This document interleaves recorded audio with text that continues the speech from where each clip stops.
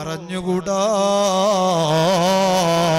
സമസ്ത കേരള ജംഇയ്യത്തുൽ ഉലമാ ഇൻഷാ അല്ലാഹ് 100ാം വാർഷികം ഈ വരുന്ന ഫെബ്രുവരിയിൽ 4, 5, 6, 7, 8 തീയതികളില് കാസർഗോഡ് ജില്ലയിലെ കുണ്യയിൽ വെച്ച് നടക്കുമ്പോ ഈ എരുമാടിലുള്ള എന്റെ ശബ്ദം കേൾക്കുന്ന എല്ലാ സുന്നത്ത് ജമാഅത്തിന്റെയും പ്രവർത്തകന്മാര് കൃത്യമായി ആ പരിപാടിയിലേക്ക് ക്ഷണിച്ചുകൊണ്ട് ഞാൻ ഓർമ്മപ്പെടുത്തുകയാ.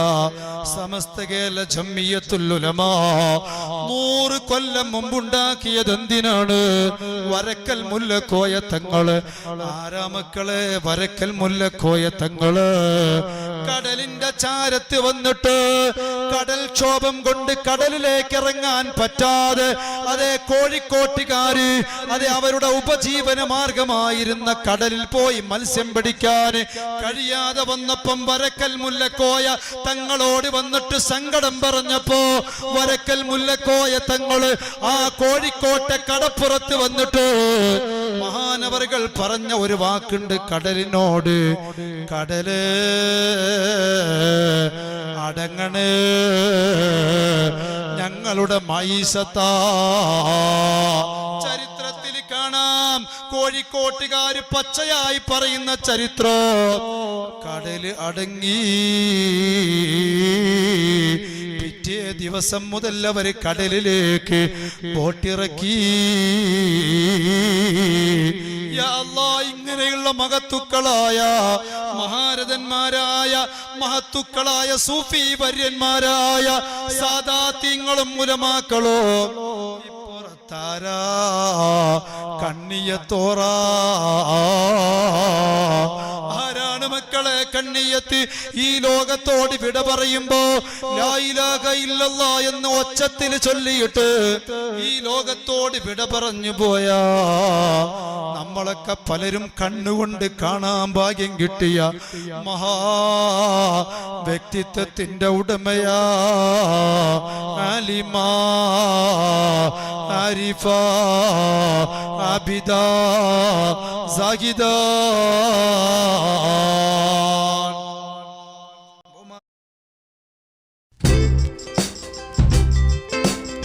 മഹാനവറുകൾ ഈ ലോകത്തോട് വിട പറഞ്ഞു പോയപ്പോ അദ്ദേഹത്തിന്റെ ജനാസ നിസ്കാരം വാഴക്കാട്ട സ്കൂൾ ഗ്രൗണ്ടിൽ വെച്ചുകൊണ്ട് ഒരുപാട് തവണ ആയിരക്കണക്കിന് ആളുകൾ പങ്കെടുത്ത മയ്യത്ത് നിസ്കാരം നടന്നപ്പോ സാക്ഷാൽ മുജാഹിദുകളുടെ ഏറ്റവും വലിയ നേതാവായ മങ്കട അബ്ദുൽ അസീസ് മൗലവി, സാക്ഷാൽ മുജാഹിദുകളുടെ ഏറ്റവും വലിയ നേതാവായ മങ്കട അബ്ദുൽ അസീസ് മൗലവി അദ്ദേഹം പരസ്യമായി ലേഖനമെഴുതി. എന്താണ് അദ്ദേഹം ലേഖനം എഴുതിയത്? ഞാൻ എന്റെ ചരിത്രത്തിന്റെ വായനയിൽ കണ്ടത് ഏറ്റവും വലിയ മയ്യത്ത് നിസ്കാരം അഹ്മദ് ബിൻ ഹംബൽ തങ്ങളെ മയ്യത്ത് നിസ്കാരമാ. ആരാ പറയുന്നത്? സമസ്തയുടെ നേതാക്കളല്ല, സുപ്രഭാതം പത്രമല്ല, സത്യധാരയുമല്ല പറയുന്നത്. പിന്നെ ആരാ പറയുന്നത്? സാക്ഷാൽ മുജാഹിദുകളുടെ നേതാവ് മങ്കട അബ്ദുൽ അസീസ് മൗലവിയായി എഴുതുന്നത്. ഞാൻ എന്റെ ജീവിതത്തിൽ എന്റെ വായനയിൽ എന്റെ അറിവിൽ ഏറ്റവും കൂടുതൽ കണ്ട മയ്യത്ത് നിസ്കാരോ അഹ്മദ് ബിൻ ഹംബലിന്റെ മയ്യത്ത് നിസ്കാരമാണ്. 8 ലക്ഷം ആളുകളാ മയ്യത്ത് നിസ്കാരത്തിന് പങ്കെടുത്തത്. അത് കഴിഞ്ഞാൽ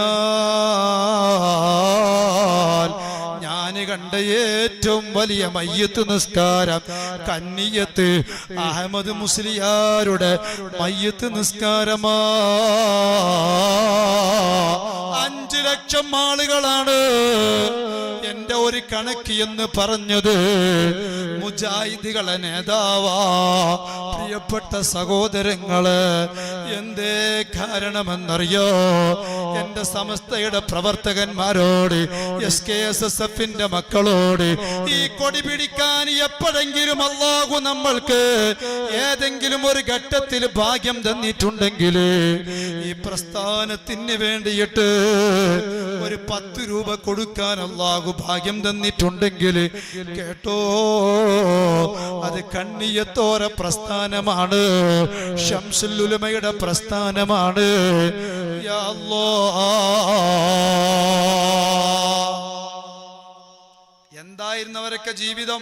മഹാനായ കണ്ണിയത്ത് അഹ്മദ് മുസ്ലിയാർ നവ്വറല്ലാഹു മർഖദ ഒരാണ്ടിന്റെ മാസല്ലേ വരുന്നത്? ഒരാണ്ടിന്റെ മാസമാണ് ഇന്നല്ലെങ്കിൽ നാളെ വരുന്നത്. ഇന്നല്ലെങ്കിൽ നാളെ റബീഉൽ ആഖിർ 2ഉം റബീഉൽ ആഖിർ 4ഉം മഹാനായിരിക്കുന്ന ശംസുൽ ഉലമയും കണ്ണിയത്ത് ഉസ്താദും വഫാത്തായ 2 പ്രധാനപ്പെട്ട ദിനങ്ങളല്ലേ? റബീഉൽ ആഖിർ 2ഉം റബീഉൽ ആഖിർ 4ഉം മഹാനായ കണ്ണിയത്തോറും മഹാനായ ശംസുൽ ഉലമയും വഫാത്തായിരിക്കുന്ന ദിവസങ്ങളാണ് നമ്മളേക്ക് വരാൻ പോകുന്നത്. അല്ലാഹു തആല അവരെ ദർജ ഏറ്റി കൊടുക്കട്ടെ. ആരായിരുന്നു കണ്ണിയത്തോർ?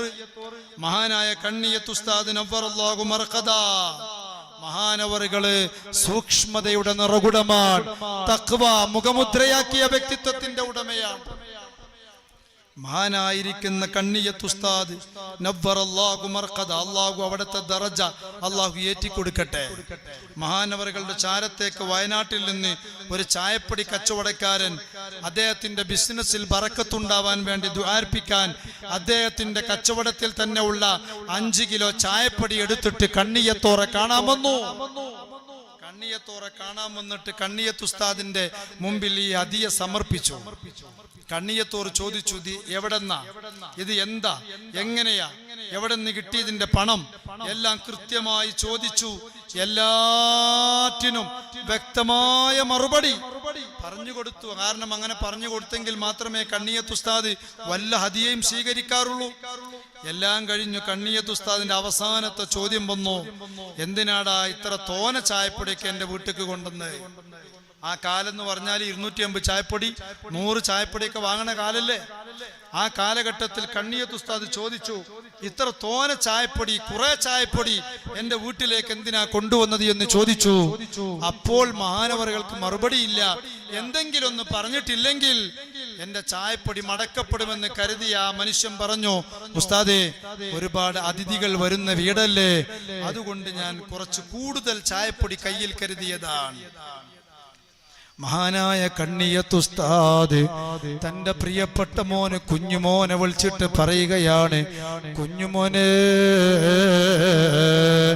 ഈ ചായപ്പൊടി കൊണ്ടുപോയിട്ട് ഒരു വേറെ തന്നെ പാത്രത്തിൽ ഇട്ട് വെക്കാൻ പറയണേ. ഇത് കണ്ണിയത്ത് അഹ്മദിനും കണ്ണിയത്ത് അഹ്മദിന്റെ ഭാര്യക്കോ മക്കൾക്കും അനുവദനീയമല്ല. കൊണ്ടുവന്നയാൾ എന്നോട് പറഞ്ഞത് ഇവിടെ വരുന്ന അതിഥികൾക്ക് കൊടുക്കാനെന്നാണ്.